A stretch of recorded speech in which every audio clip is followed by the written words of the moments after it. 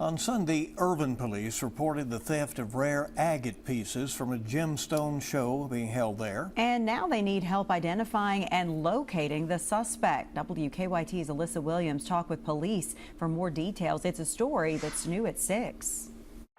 What began as a fun-filled weekend here in Estill County is ending as what police say could be a multi-county hunt for a theft suspect. It all took place at a gemstone show on Sunday when police say this man pocketed some rare agate from a vendor there. The man allegedly took 2 necklaces and a pocket knife worth $1,000 in total.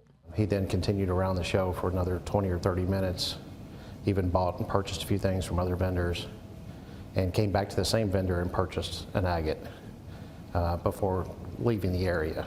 Captain Sam Hensley with Irvine Police says the man left alone in a black Jeep. Police have not been able to identify the man, so they're asking for help from anyone who lives in surrounding areas. He is believed to not live in Estill County, so he's most likely, we've had reports, possibly Winchester. Even one of the vendors stated that the subject had a conversation with him, stated he was from the Louisville area. If we're able to make identification, we'd love to speak with the guy. If we're not able to make contact or he refuses to cooperate, then we would probably just wind up issuing a warrant for his arrest.